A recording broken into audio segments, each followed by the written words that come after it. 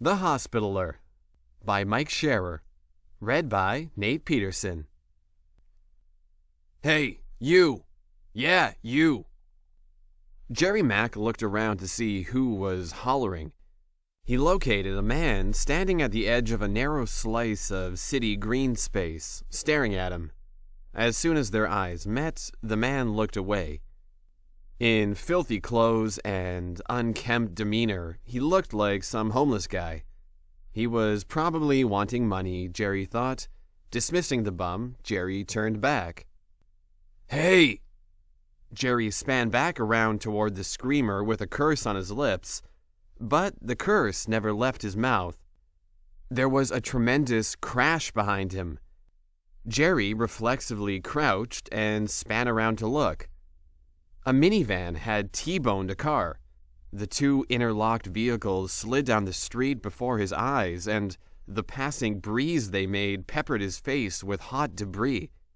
Then they crashed into another car. Screams all around as some people ran to help, while most whipped out their phones to capture the moment. Jerry did neither. He was a statue, frozen on the street corner at the intersection where the accident had happened. His stunned mind scrambled for comprehension. He had been standing on that street corner, waiting for the little walking guy light to replace the open hand when the homeless man had yelled at him. Jerry checked the walk light. The little guy was still on the screen, so if he hadn't paused to look back at the screamer, Jerry would have stepped out onto the crosswalk when the walk light had signaled he could, and been crushed between the minivan running the red light and the car lawfully moving in the middle of the intersection. Jerry looked back at the homeless man, but he couldn't find him. The scene was a madhouse of people mobbing the crash site with their phones. Jerry waded through the onrushing crowd away from the street and into green spaces. Free of the maddened throng, he scanned the open area. The homeless guy was hobbling away from the wreck, and, luckily for Jerry, he was injured in some fashion that kept him from moving particularly fast. Jerry dashed after him. He ran up in front of the tramp, who turned out to be surprisingly young, blocking his path. "Why did you yell at me?" The guy dodged around him and continued hobbling. Jerry grabbed him, so the guy jerked his arm, but Jerry was way stronger. He tightened his grip. "Were you warning me?" The guy finally met Jerry's gaze. "What do you want? What did you want? You yelled at me." "Let me go or I'll get the police." "Fine, let's go. I know where a bunch of them are hanging out right now." Jerry tugged him toward the crash scene. "No." Jerry stopped tugging. "I don't have time." Jerry released his arm and looked him over. "Looks to me like you've got nothing but time." "There's somewhere I need to be," the guy resumed, hobbling down the sidewalk. Jerry matched his stride without the hobble. "My name's Jerry." Not getting a reply, he continued, "If you don't tell me your name, I'll have to guess. Is it asshole?" He glared at Jerry without breaking stride. "You'd call me a name like that after..." He looked away. "After you saved my life? Is that what you started to say?" The man at his side stared straight ahead. "You're right, I shouldn't do that. How about Angel? Are you an angel?" At last, a reaction. The corners of the man's compressed lips ticked up just a little. "No, just a saint." Jerry laughed. "Now we're getting somewhere. Which saint am I speaking to?" The corners of his lips drooped back down. "I really don't have time for this." "I didn't either a few minutes ago. I was rushing to a job interview that I was late for, which I don't give a damn about anymore. Why worry about a stupid job I probably wouldn't like anyway when I should be dead right now? Buy me lunch." "I'll be happy to. What would you like?" "For you to leave me alone for 15 minutes. Then we'll eat and talk." "Promise?" "Know the Pike Alley bar 3 blocks from here?" "No. Jerry pulled out his phone. But I can find it. 15 minutes, half hour at most, I'll be there. Jerry stopped and watched the saint hobble on down the sidewalk. His name is Julian. Jerry turned to find a young woman dressed for a run by his side. Okay, who is he? She smiled. A local character. Jerry looked around. He's homeless? No, he's got a little apartment down here somewhere. She started to walk away. Come on, I'll show you where Pike Alley is. Unless you still want to make that job interview. Jerry walked alongside her. No, I don't. Seems like I was fated not to do it, one way or the other. So, you believe in fate? Not really. What was that about him being a saint? You're not Catholic, are you? I am nothing but glad to be alive right now. The young woman laughed. So, you've never heard of St. Julian the Hospitaller? Jerry shook his head. I don't blame you. There are over 10,000 Catholic saints, and Julian is kind of obscure. He murdered his parents. Are you talking about Julian in the flesh, or St. Julian? Both. St. Julian murdered his parents, and they made him a saint? It's complicated, but our Julian's, mother died in childbirth, and his father was so grief-stricken he killed himself. That's not murder. Tell Julian that. He was raised in a Catholic orphanage and was probably perfectly normal until he started having visions. That's when he changed his name to Julian. So he is a loony. Loony enough to save your life. You saw what happened? Not really, I just put it together. The wreck, Julian being here, you chasing after him. How does that add up to him saving my life? I didn't give you the last figure in my equation. Julian saved my life too. He's sworn to help others as a hospitaller. What does that even mean? It's another name for the Order of St. John, holy knights who protected pilgrims on the road to Jerusalem.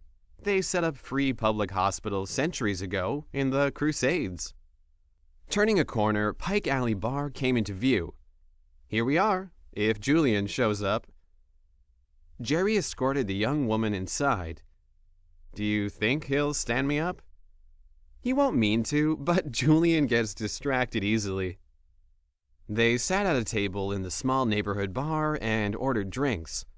Whilst waiting for them to arrive, Jerry learned Helen's name, and that he should donate money to Julian. Why would I do that? I've offered to buy him lunch. He needs money. Julian can't hold a job, not with the life he leads. The parish gives him some money for food and helps with his rent. Why? To support his good works. Their drinks arrived. Jerry hardly noticed. Which are? He helps all those who need it. Jerry didn't blink. Other than that, I'd rather Julian explain it to you. Jerry took a long slug of his beer, then leaned back with a smile. This is starting to sound like a scam you two are running on me. I could be talking to a corpse right now. Jerry's smile faltered while Helen took a slug. You could be too. I was out for a run one day, and I'd gone a little too far when it started to rain. I was exhausted and getting wet, so decided to take a shortcut back to my condo. I started to turn down this alley, which I would normally never have set foot in. Then Julian yelled at me to not go in there. You saw what he looks like. With this crazy homeless-looking guy yelling at me in the pouring rain, I stayed out of that alley. Next day, I learned a young couple had been robbed and murdered in that very alley not long after I had started to jog in there. So why didn't he warn that couple like he warned you? He told me he did when I finally located him, but he said not everyone listens. The waitress returned to their table. The chili cheese fries are good. They'll add jalapenos if you want. 3 drinks, a large helping of chili cheese fries with jalapenos, and an hour later, Julian had still not shown up. I guess he got distracted, Jerry said, motioning to the waitress to settle up his tab. Julian might have had another vision and gone off to save another life. Jerry looked askance. Jerry, come on. If we were scamming you, he would have shown up. Helen stood. Besides, aren't you glad he acted on the vision he had of you? Jerry shrugged. Can't argue with that. He paid the bill and they walked out. Helen gave him her phone number, then walked off. Jerry remained outside the bar for a few more moments, still hoping Julian would show. After another 15 minutes, Jerry gave up. He walked back to the crash site to see the street corners swarming with police and the intersection closed. That meant there had been fatalities. Jerry smiled as he wasn't one of them. Jerry set off for the garage where his car was parked. Passing an alley at the far end, he saw a man huddled up on the pavement against the side of a building. Was that Julian? Jerry laughed as he started off down the alley. The unlikely saint had probably been distracted by a bottle of booze. Hey, St. Julian, you missed a good meal. There was no response. He's probably passed out, Jerry thought. As he neared, Jerry didn't see a bottle. What he did see was Julian's blood-soaked shirt. Jerry rushed up to him. Julian! Still no response. Jerry squatted down to peer into his face. His eyes were closed, his expression slack, but he was breathing, barely. Jerry yanked out his phone and dialed 911. While Jerry was reporting his situation, Julian's eyes cracked open and he attempted to speak. Jerry finished the call, then leaned in close. What was that, Julian? I didn't foresee my own death. You're not dead yet. An ambulance is coming. It doesn't matter. Come here. Julian attempted to raise his arms. Jerry leaned into him. Julian rested his arms on him. The action was too weak to be considered a hug, and attempted to pull him close. There was a lot of blood, and as Jerry leaned into him, his shirt was soon as soaked as Julian's. What happened? Jerry asked. This alley, Julian croaked. Where I met Helen. Killers were waiting for me. Said no more interference. Sirens sounded in the distance. They're coming, Julian. Hang on. Julian muttered something. Jerry leaned an ear in close to his lips. What was that? Julian gasped a final breath into Jerry's ear. It's up to you now. Then fell still. Jerry leaned away. He was soaked in Julian's blood, and he could still feel Julian's breath in his ear. An ambulance pulled up at the end of the alley with lights flashing. Jerry stood and backed away as EMPs hurried down. Several days later, Jerry was taking a walk through his own neighborhood. Still without a job, he had plenty of time for walks. He approached a young girl, 5 or so, playing in her front yard, just as a van pulled up before her. The sliding door flew open and a man jumped out and grabbed the child. He jumped back in, holding her, the door slammed shut, and the van sped away. Jerry pulled out his phone as he ran into the street to get the license number, but the van vanished before he could. Jerry looked back to the yard where the young girl had been playing, and she was still there, playing. What the hell? Jerry stared at her, unable to comprehend, until he saw that same van turn down the street toward him. Jerry stepped out onto the thoroughfare where he could be seen plainly and glared at the driver as the van crept by. The driver met his gaze and drove on down the street without stopping. Jerry snapped a picture with his phone as the van cruised away down the street. Then the vehicle turned the corner and disappeared. Jerry looked back to the young girl, who was still playing in her front yard.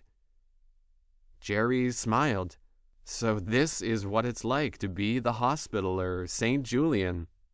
Jerry waved at the young girl, and then forwarded the photo he had taken to the police.